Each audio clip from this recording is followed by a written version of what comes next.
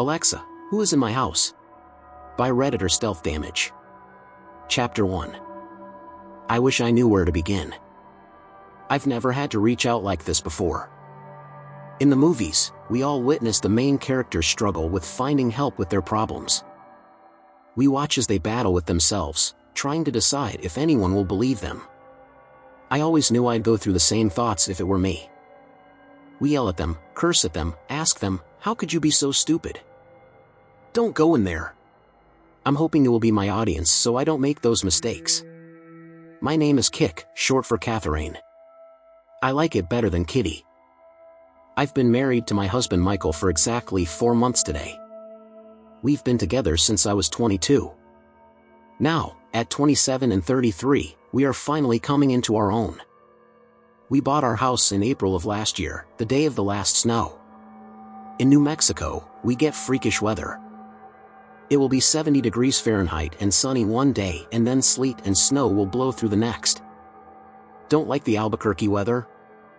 Wait 5 minutes. Both Michael and I grew up here and have several generations in New Mexico.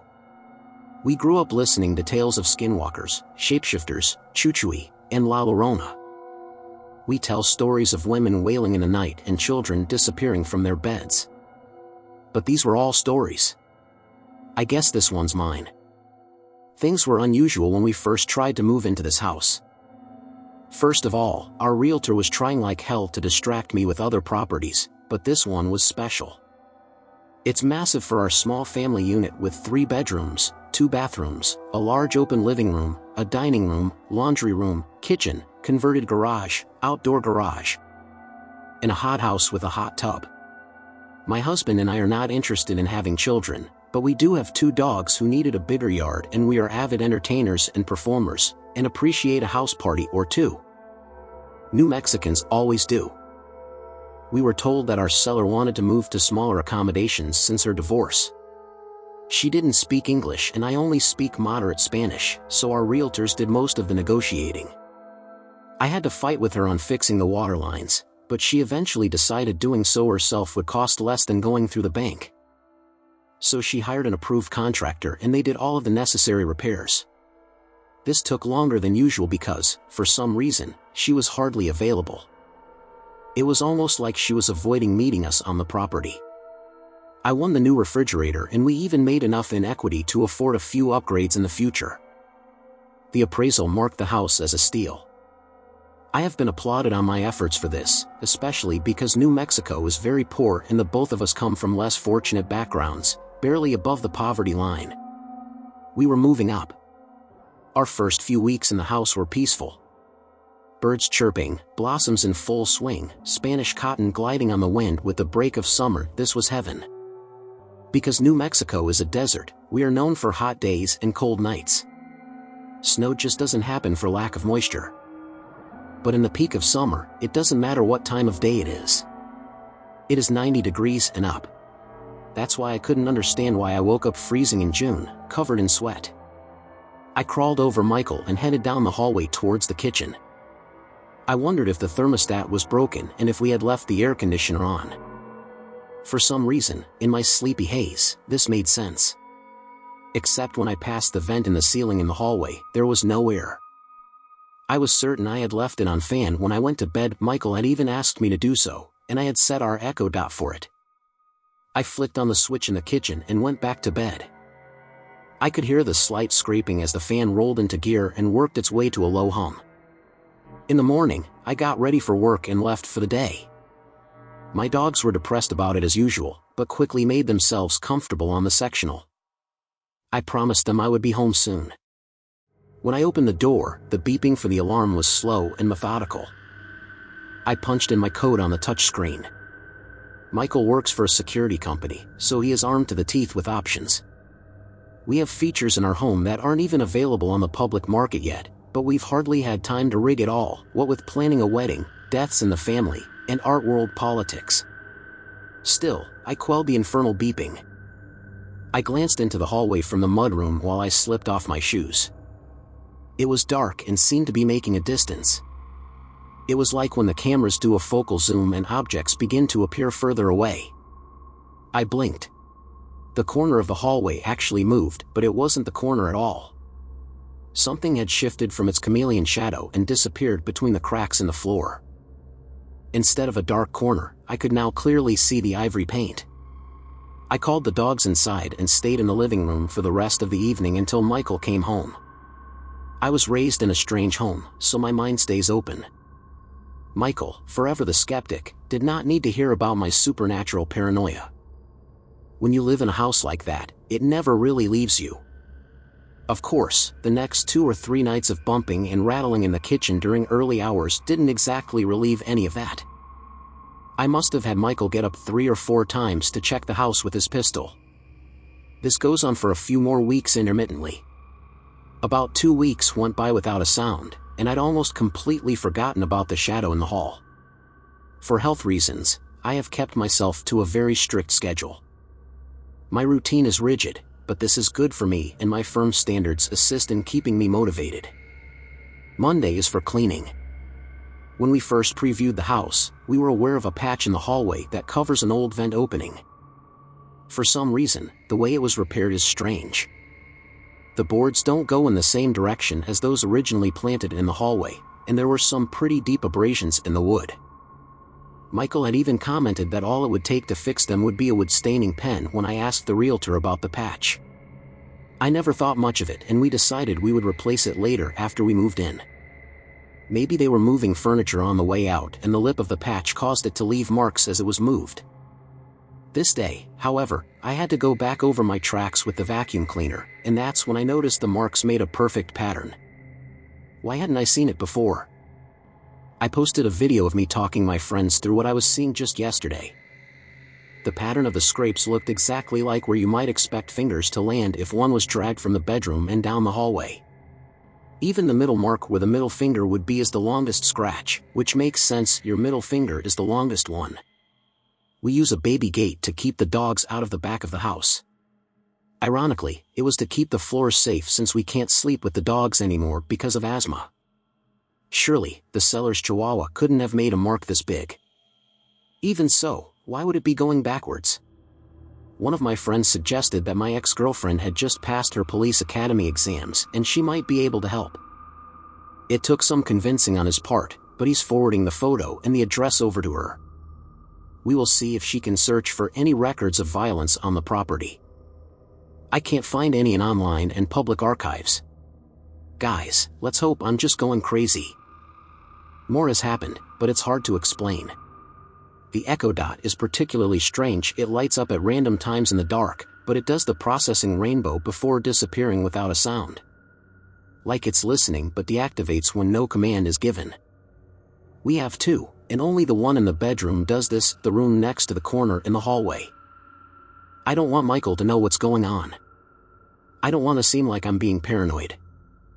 I need to know if this is real before I go dragging anyone else into this, but I just don't feel alone in this house anymore, and it feels like things are popping up left and right. I don't have examples of previous experiences, but I'm starting to keep anything I can at this point. It's all just feelings. How do you convince someone your feelings aren't just that? How do you prove you're being watched in the shower? How do you prove it? I'm hoping you all will be witnesses. Chapter 2. I'm sorry it's taken so long. Things don't exactly happen around here because you want them to. They also don't happen at the best of times. My mother came over Friday morning. When I told her what was happening, she widened her eyes at me. She asked me a bunch of questions, and then I showed her where the scratches were. That's not creepy at all, she laughed with her sarcasm. Man, this isn't funny. What if something happened? Oh, Kick, calm down. Whatever it was, it happened long before you were ever here, she said. But what did happen? About an hour after Maman left, I captured the echo dot going on the fritz. It went on for a while, but I didn't want to be in the room anymore. It was as if this was the finale. Sorry that it's vertical, not exactly thinking of cinematography at the time. I instantly unplugged it even though I need it for work. It's connected to the internet. I changed the cords, and reset it twice. Yet every time, after a few minutes, it just stops. Now, if you have an echo you'll know that it's hard to activate Alexa by accident. She really has to hear a live voice. Even on the South Park episode in which Cartman is yelling at all of the Echo Dots, the one next to my television won't even respond, which is why I switched them out. That night, I had a dream that I was walking through the house. I was doing mundane things. I think Michael and I were in the kitchen, and he had asked me to get something from the office. When I walked down the hallway, I heard something in our bedroom just adjacent, in the dark corner. I crossed the threshold into my bedroom. The door clicked shut behind me, and the darkness was hollow. "Alexa, turn on the lamp." Silence. She didn't light up. The room began to expand and deflate, like I was stuck inside a massive set of lungs. The wooden floor beneath my feet felt tepid and clammy. I shut my eyes, a trick my blind grandmother taught me to wake myself up when I know I'm dreaming. I squeezed them so tightly that I saw white flashes and my lids stung, and I could feel the pressure in my retinas. When I opened them, I was still standing in my bedroom in the dark. The suffocating humidity in the air was not natural, and my heartbeat was at the tempo of a train skipping across the tracks. "Alexa, turn on the lamp," I pleaded. My voice didn't sound like my own. It was small and tremulous. "It's 3:17 a.m. I locked my breath in my chest. That wasn't what I asked her. I couldn't move even though the adrenaline was screaming through my veins. I was afraid that whatever I could hear splashing on the floor around me would take notice of my sudden presence. It almost sounded like something being flopped on one side and then another, like a squirrel being pushed through a puddle. It slapped across the room. "It's 3:17 a.m. In a panic, I began to grope behind me at the wall, searching frantically for the bedroom light switch. "It's 3:17 a.m. When I finally found it, I felt another hand beneath mine, covering the plate. "It's 3:18 a.m. I woke up thrashing. Michael was holding me, squeezing my arms to my sides. He was used to me having night terrors, but he told me that this one was different. I wasn't screaming. When I pulled my knees up to my chest, I could feel that the soles of my feet were wet, and the alarm clock read 3:19 a.m. I messaged my friend the next day and asked him again if he could please find time in his day to contact my ex about the property. He told me he would get back to me. I own 2 businesses and I work from home, but I'm still busy as a housewife and career artist, so I don't check my personal Facebook often. However, I couldn't quit waiting for that message tone all day. I asked Michael if it was okay, and ordered some luminol from Amazon, a mixture that can detect bodily fluids when the eye cannot. It's only $22 for a mini kit, so I figured, why not? It's not like I can pry up the vent patch without a jackhammer or something. It's entirely sealed. Michael and I were making pancakes for dinner when I went back to the bedroom to grab my chapstick or something. I remembered the dream as I approached the door. I slowly opened it. I could see the lamplight from under the door. I peeked my head in and noticed nothing was unusual. When the door opened fully, however, my heart flew up to my ears. The mirror inside the closet door was directly across from me, and I was startled by my own reflection. "Can you believe this shit?" I asked my stuffed fox, James, who is propped up against the pillows of our marital bed. He is always close by as a sentiment of comfort from childhood. I marched over to the door and shut it, cursing at myself. I felt like I was letting all of this get to me. "Babe, you left the closet door open again." "I hate that. It freaks me out every time." I chided at my husband as I came back into the kitchen. "Jesus, you scared me. You were gone forever." "Say what now?" he said, turning to look at me over his iPad. The news about the Florida shooter blared over the kitchen sink, and it looked like he had been zoning out. I said, "You need to close the closet door in the bedroom. The reflection always freaks me out." "You leave it open almost every day," I groaned. "I thought that was you." "Don't fuck with me, Michael. You know I don't think that shit is funny." I opened the fridge for a Powerade. "I'm not fucking with you, Kick. I always close the door. I never go into that closet anyway. That's all your stuff." We just stared at each other for a moment. We both suddenly realized that we close doors more often than we open them. Over dinner, I sat Michael down. I took everyone's advice. I think some weird things are happening, I said. Like what? Like the doors, he said over a mouthful of pancakes. Yeah, I guess. I continued to tell him about my dream.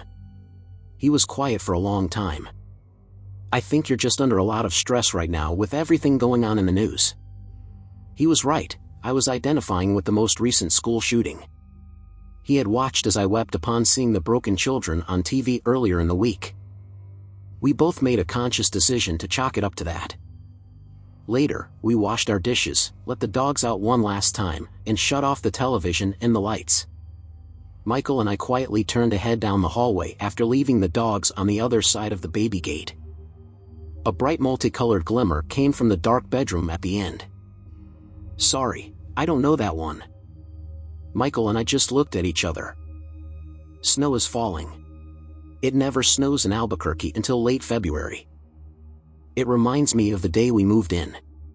The snow is quiet, it's a stillness that doesn't come at any other time. This morning, I got correspondence back from my friend. My ex had run my numbers after much convincing from my friend to let her do so. He said that, though neither of them could find any record of violent acts on my property, that didn't mean nothing happened here, because no one is obligated to tell me that. We had a quick chat on Facebook, and we pitched some variables. He even paid $12 out of his own pocket on a record site as a last resort, even though it probably wasn't accurate at all. I consulted everyone's best friend, Google. This is what I found.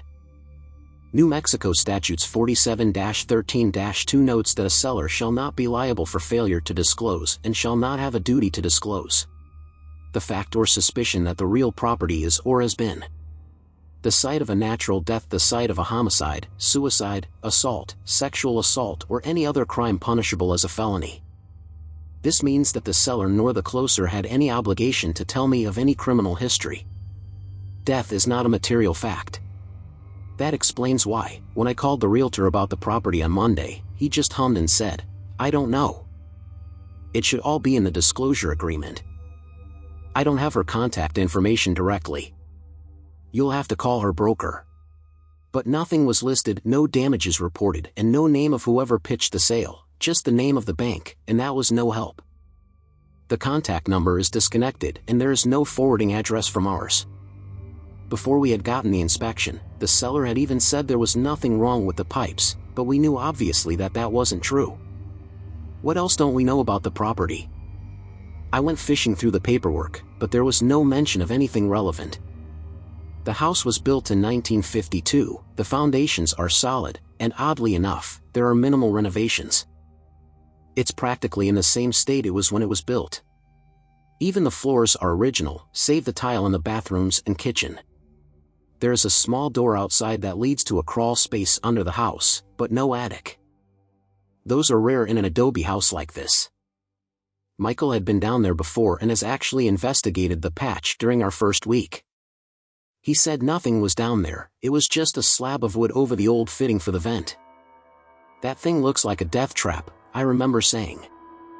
Nothing to worry about. Just some loose roots from the river tree, he chimed during our first week here. He was still right, I poked my head down there the other day and saw nothing unusual. It was just dirt, dirt, and more dirt. I was going to end there, but I have to share this. It's just before 4 a.m. I woke up because I heard something. A loud groan across the floorboards crept into our bedroom from the front of the house. I went to shake Michael's shoulder to rouse him and make him take another security sweep, but my bed was empty. A stillness drifted over the house, a stillness like when it snows. "Michael?" I hissed into the dark. But I got no response. Sometimes Michael wakes up and takes some time for a glass of water. I reluctantly slipped out of bed and wandered down the hallway, figuring I would join him. I rubbed my eyes and went to flick on the small light that leads into the dining room, but I opened them to realize it was already on. It has a faint yellow haze, perfect for when you are half awake and headed for coffee in the morning. I stumbled back a few steps when I saw him. He was on the other side of the partition, standing in the living room. He had his back to me, and he was just staring out the window. He rocked slowly from side to side, like a reed swaying with the current of the water. My lungs seized, but I still managed to speak. "Baby, what are you doing?" He didn't respond to me. "Did you hear something?" Still nothing. When I mustered up the courage to approach him, I placed a set of fingers on his shoulder. He lunged awake when I touched him, gasping for breath. He lost his footing and shifted forwards as if on the edge of a cliff. Flailing his hands a little, I reached out to steady him. This woke the dogs up, as if his presence hadn't disturbed them at all beforehand. "Are you okay?" I asked, concerned. It took him a moment to respond. He stared at me with rounded eyes, looking at me like he didn't recognize me right away. He was groggy and confused. I led him back to bed. As we were heading down the hallway and I flipped the switch off again, I noticed the blue glimmer at the end. I can't seem to go back to sleep, but I can hear Michael's steady breathing in the other room. This is some next level shit that I don't think I'm prepared for. I even propped the baby gate open so that Walter and Tucker could be in the office with me. Michael has never been a sleepwalker. Neither of us have ever done so in our lives, as far as we know, and our families have never reported such a thing. Perhaps stress is causing this, but our finances are in order and Michael's commission checks are still paying for the extras. We aren't having problems at work and everything has just begun to fall into place since the wedding. Compared to last year, we are basically on vacation. I've just finished filling out an order form for one of Michael's closed-circuit recording devices. These ones have online pairing, so I can see the feed from my phone, just like the ones outside. Because we can get this equipment wholesale, it's not as expensive as market prices. I'm sending it to work with him today. I can't believe it's already 5 a.m. and I'm barely completing this. Hopefully, in addition to our outdoor cameras, this might show me exactly what's going on here. The alarm will be going off any minute. Update soon.